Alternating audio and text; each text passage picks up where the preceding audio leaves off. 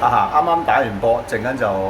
去食嘢咁樣嚇，咁就趁短短時間，因為而家營運電視台咧，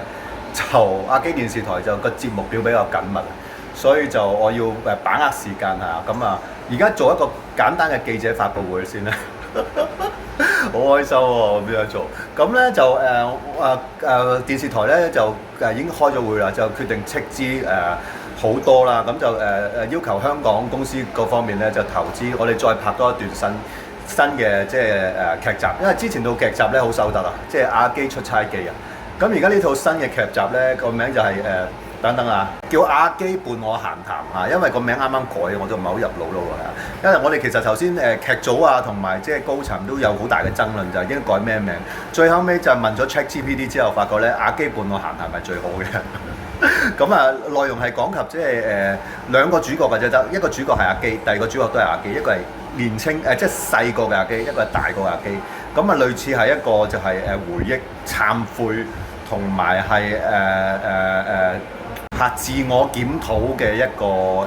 劇集咁樣係啊。咁希望大家即係多多支持多多捧場。咁我而家喺頻道會講多少少廣東話，因為而家 AI 嘅字幕係好犀利啊嘛。咁我發覺台灣嘅朋友咧睇字幕都即係幾願意睇字幕嘅。咁我亦都想多啲講翻廣東話啫，因為台灣朋友都話表示廣東話其實幾好聽嘅。咁因為廣東話有9個音啊嘛，係啊。咁有陣時譬如就算講嘢咧講出嚟咧，好似都好似唱歌咁樣。但是我還是會講國語，因為為什麼？因為我在台灣生活，這個語言就是用來溝通，如果不懂怎麼講講話的話，就會在這裡生活就不行了嘛，所以我還是會講國語。咁就但係拍片嘅時候咧，就尤其是講深情啲嘅話咧，用廣東話比較容易啲嘅，因為始終都係我個母語啊。咁都要交代翻兩個角色嘅少少嘅詳情。一個就阿基細個，咁就係講翻，因為阿基細個係一個比較懵懂嘅即係傻更更嘅。但係唔知點解大人個個都話阿基細個好聰明嘅，但係我唔覺得，我覺得係即係好似成日都會忘記一啲嘢咁樣嘅。咁成日都俾大人誤會啊，又或者係即係自己都係當然做錯嘢啦，大人先會話你啦。咁同我俾大人責罵啊咁樣，但係就但係大部分大人都好錫我嘅，只不過因為你錯得太犀利嘅時候咧，點樣都要鬧。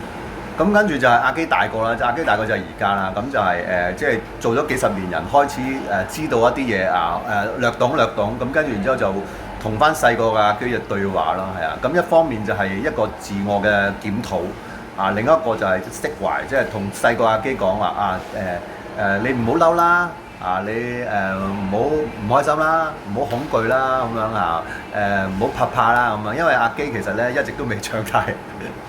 一直都伴隨咗好多呢啲咁嘅即係唔係咁好嘅能量啦。咁但係我覺得係時候要同佢哋 say goodbye 啦。咁透過拍呢個影片咧，我相信都係一個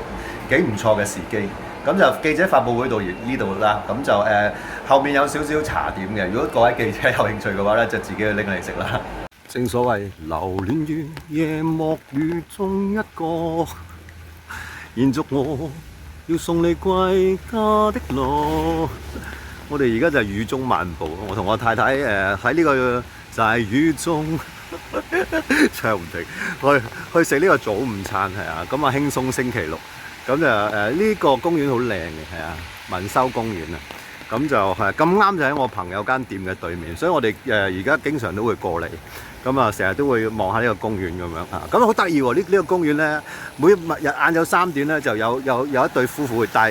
好似3隻豬啊，好大隻㗎。嚟呢度散步啊，好可愛啊！那個豬，胖胖的豬。